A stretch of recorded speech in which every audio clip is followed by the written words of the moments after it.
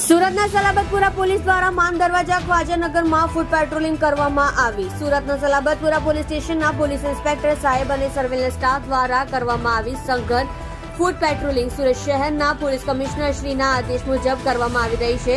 સુરત શહેરના તમામ પોલીસ સ્ટેશનોમાં ફૂટ પેટ્રોલિંગ નો સે નો ડ્રગ્સ સ્લોગનનું અને અસામાજિક તત્વો ગુનેગારો વિરુદ્ધ કડક વલણ અપનાવી સુરત શહેરના સલાબતપુરા પોલીસ સ્ટેશનના તમામ વિસ્તારમાં કરવામાં આવી રહી છે ફૂટ પેટ્રોલિંગ.